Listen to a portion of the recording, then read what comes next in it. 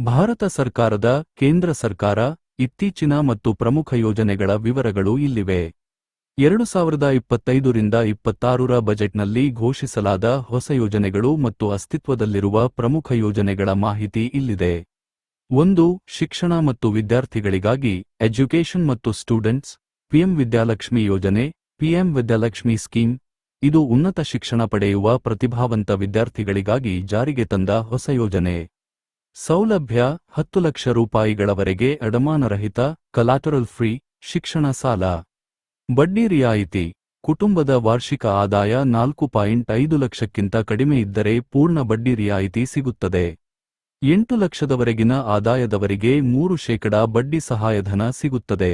PM Surya Ghar PM Surya Ghar ಇದು ಉಚಿತ ವಿದ್ಯುತ್ ಯೋಜನೆ ಮಾತ್ರವಲ್ಲದೆ, ತಾಂತ್ರಿಕ ಶಿಕ್ಷಣ ಪಡೆಯುವ ಯುವಕರಿಗೆ ಈ ಕ್ಷೇತ್ರದಲ್ಲಿ ಉದ್ಯೋಗಾವಕಾಶ ಮತ್ತು ತರಬೇತಿಯನ್ನು ನೀಡುತ್ತದೆ. 2. ರೈತರಿಗಾಗಿ ಅಗ್ರಿಕಲ್ಚರ್ ಮತ್ತು ಫಾರ್ಮರ್ಸ್ ಪಿಎಂ ಕುಸುಮ್ ಯೋಜನೆ ಪಿಎಂಕೆಯುಎಸ್ಯುಎಂ 2026 ವಿಸ್ತರಣೆ. ಈ ಯೋಜನೆಯನ್ನು 2026ರವರೆಗೆ ವಿಸ್ತರಿಸಲಾಗಿದೆ. ಸೌಲಭ್ಯ: ರೈತರ ಜಮೀನಿನಲ್ಲಿ ಸೋಲಾರ್ ಪಂಪ್ ಸೆಟ್ ಅಳವಡಿಸಲು ಕೇಂದ್ರ ಮತ್ತು ರಾಜ್ಯ ಸರ್ಕಾರದಿಂದ ತಲಾ 30% ಸಬ್ಸಿಡಿ ಸಿಗುತ್ತದೆ. ರೈತರು ಕೇವಲ 10% ರಿಂದ 40% ಹಣ ಪಾವತಿಸಿದರೆ ಸಾಕಾಗುತ್ತದೆ. ಧನ್ ಧನ್ಯ ಕೃಷಿ ಯೋಜನೆ ಇದು ಬಜೆಟ್ 2025ರಲ್ಲಿ ಘೋಷಿಸಲಾದ ಯೋಜನೆಯಾಗಿದ್ದು, 1.7 ಕೋಟಿ ರೈತರಿಗೆ ಸುಧಾರಿತ ಬೀಜಗಳು ಮತ್ತು ಕೃಷಿ ತಂತ್ರಜ್ಞಾನ ಒದಗಿಸುವ ಗುರಿ ಹೊಂದಿದೆ. ಪಿಎಂ ಕಿಸಾನ್ ಸಮ್ಮಾನ್ ನಿಧಿ ರೈತರಿಗೆ ವಾರ್ಷಿಕ 6,000 ರೂಪಾಯಿಗಳನ್ನು 2,000 ರೂಪಾಯಿಗಳ 3 ಕಂತುಗಳಲ್ಲಿ ನೀಡಲಾಗುತ್ತಿದೆ. 3. ಮಹಿಳೆಯರು ಮತ್ತು ಹಿರಿಯ ನಾಗರಿಕರಿಗಾಗಿ ವಿಮೆನ್ ಮತ್ತು ಸೀನಿಯರ್ ಸಿಟಿಸನ್ಸ್ ಶಿಮಾರ್ಟ್ ಯೋಜನೆ ಶಿಮಾರ್ಟ್ ಸ್ಕೀಮ್. ಗ್ರಾಮೀಣ ಮಹಿಳೆಯರನ್ನು ಉದ್ಯಮಿಗಳನ್ನಾಗಿ ಮಾಡಲು ಮತ್ತು ಅವರ ಉತ್ಪನ್ನಗಳಿಗೆ ಮಾರುಕಟ್ಟೆ ಒದಗಿಸಲು ಈ ಹೊಸ ವೇದಿಕೆಯನ್ನು ಆರಂಭಿಸಲಾಗಿದೆ. ಎನ್ಪಿಎಸ್ ವಾತ್ಸಲ್ಯ ಎನ್ಪಿಎಸ್ ವಾತ್ಸಲ್ಯ ಪೋಷಕರು ತಮ್ಮ ಅಪ್ರಾಪ್ತ ಮಕ್ಕಳ ಹೆಸರಿನಲ್ಲಿ ಪಿಂಚಣಿ ಖಾತೆ ತೆರೆಯಬಹುದು. ಮಗುವಿಗೆ 18 ವರ್ಷ ತುಂಬಿದ ನಂತರ ಇದು ಸಾಮಾನ್ಯ ಎನ್ಪಿಎಸ್ ಖಾತೆಯಾಗಿ ಬದಲಾಗುತ್ತದೆ.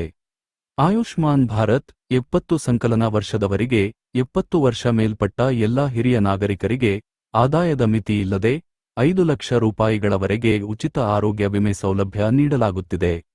4.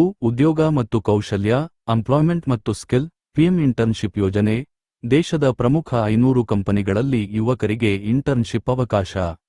ತಿಂಗಳಿಗೆ 5,000 ರೂಪಾಯಿ ಸ್ಟೈಫಂಡ್ ನೀಡಲಾಗುತ್ತದೆ.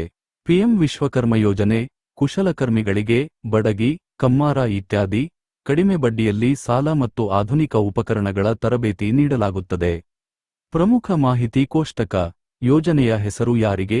ಪ್ರಮುಖ ಪ್ರಯೋಜನ ಪಿಎಂ ವಿದ್ಯಾಲಕ್ಷ್ಮಿ ವಿದ್ಯಾರ್ಥಿಗಳು 10 ರೂಪಾಯಿ ಲಕ್ಷದವರೆಗೆ ವಿದ್ಯಾಭ್ಯಾಸ ಸಾಲ ಪಿಎಂ ಕುಸುಮ್ ರೈತರು ಸೋಲಾರ್ ಪಂಪ್ಗಳಿಗೆ 60% ಸಬ್ಸಿಡಿ ಎನ್ಪಿಎಸ್ ವಾತ್ಸಲ್ಯ ಮಕ್ಕಳು ಭವಿಷ್ಯದ ಪಿಂಚಣಿ ಉಳಿತಾಯ ಶಿಮಾರ್ಟ್ ಮಹಿಳೆಯರು ಮಹಿಳಾ ಉದ್ಯಮಕ್ಕೆ ಉತ್ತೇಜನ.